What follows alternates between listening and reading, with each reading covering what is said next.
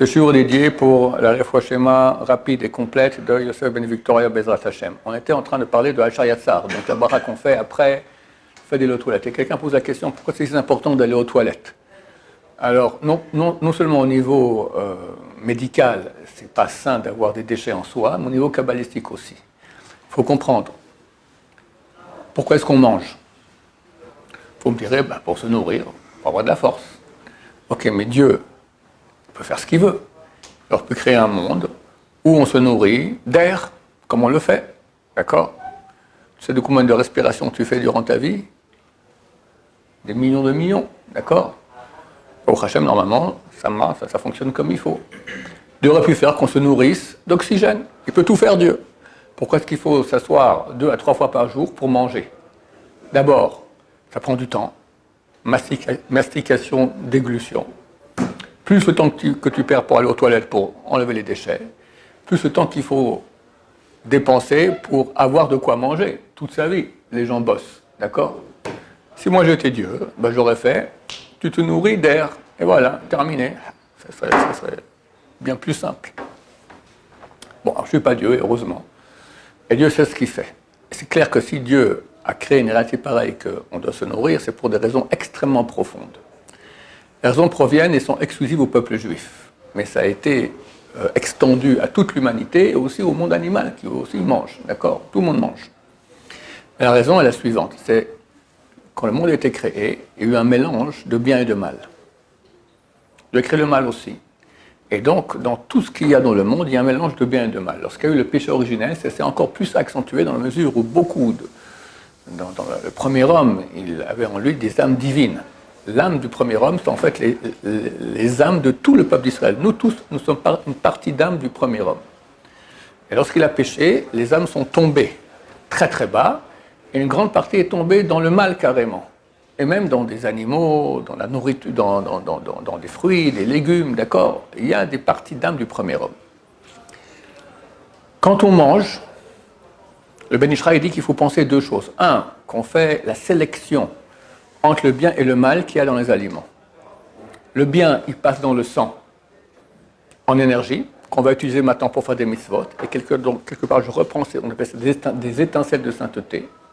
Je les reprends, elles partent dans la sainteté. C'est bien.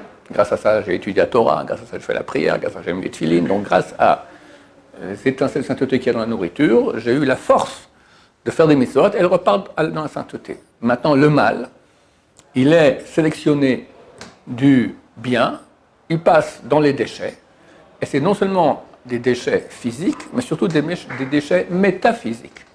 Les forces du mal qui ont reçu en elles de la vie, elles ont redonné leur partie de vie qui est passée dans le sang, et elles sont restées sans vie, elles sont mortes, et on s'en débarrasse. C'est pour cela qu'il est absolument interdit, non seulement de parler, mais même de penser des paroles de Torah à côté de déchets, urine, excréments, c'est encore plus grave. Même si tu vois maintenant des excréments à 1000 mètres, tu les vois, tu n'as pas le droit de penser des paroles de Torah. Parce que c'est tellement impur, ils n'ont plus de sainteté. La Torah, c'est la vie en elle-même. Quand tu parles ou tu penses des paroles de Torah à côté d'excréments, tu remets dedans la sainteté dans l'excrément. À quoi ça servait tout ce qu'on a fait? D'accord? Donc quand on mange, il faut penser, dit le Ben Ish Chai, à faire la sélection entre bien et mal. Et deuxième chose aussi, réparer les âmes des Megulgalim, des personnes qui ont été réincarnées dans les aliments. Parce qu'on peut être incarné dans un être humain, un juif dans un juif dans un goy, un juif dans un animal pur, un juif dans un animal impur, dans tout ce qui pousse de la terre et même dans le minéral. Et les minéraux, comment ils font pour être réparés? Ils sont broyés au bout d'un moment, ils passent dans le liquide qui passe dans l'herbe, qui est mangé par la vache, que nous mangeons. D'accord? Quand on fait la bénédiction, on enlève déjà une grande partie des forces du mal. On fait déjà une réparation des âmes qui sont réincarnées dans l'aliment. Mais quand on mange, on fait une réparation totale. Le bien va dans le bien, le mal dans le mal. Et quand on fait la bracha finale, encore plus. C'est pour ça que le Ben Ish Chai dit que quand tu fais Birkat Hamazon, il faut laisser les déchets de la nourriture sur la table, parce que par cette bracha, tu fais le tikkun, la réparation encore des étincelles qu'il y a dans les déchets. D'ailleurs, il dit une chose absolument extraordinaire. Il dit comment on va faire à Shabbat?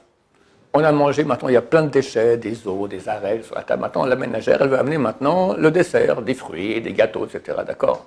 amener avec toutes les saletés, ça ne se fait pas. Alors, il faut enlever les déchets, après on amène le dessert et les fruits. Il dit, mais tu ne peux pas enlever les déchets. Alors, il dit, j'ai une idée géniale. On prend une nappe, on met une nappe sur la table avec les déchets, et sur la nappe propre, on met les fruits et les desserts. Proposez ça à votre femme ou à votre mère, vous allez voir la tête qu'elle va faire. Ça ne va pas, mon vieux. On enlève les déchets, on met une nappe propre, mais pas une nappe sur la nappe sale, d'accord. Mais tellement c'est important, dit le Ben Ish Chai, de laisser les déchets. Moi, ma femme, elle sait aujourd'hui que les déchets, il faut laisser jusqu'à Birkat Hamazon avec les déchets, c'est difficile de mettre une autre nappe. Mais au moins, on met une assiette avec tous les déchets, ou tout le repas de la semaine, d'accord. On fait la bénédiction parce que ça fait aussi la réparation des étincelles. Donc, si maintenant quelqu'un se retient d'aller aux toilettes, il a en lui des forces impures, de mort. C'est non seulement mauvais au niveau. On sait d'ailleurs que la médecine actuelle a dit que toutes les maladies sont psychosomatiques. Il y en a qui disent une grande majorité. Ça veut dire quoi psychosomatique? Ça veut dire que soma c'est physique, psycho c'est un mot psyché en grec qui signifie âme. C'est-à-dire que la source des maladies c'est dans l'âme. Mais paradoxalement, la médecine classique ne soigne pas l'âme, elle soigne le corps, qui n'est que le symptôme de la maladie. Nous, on soigne l'âme. D'accord? Lorsque tu as en toi des forces négatives, ça amène des maladies.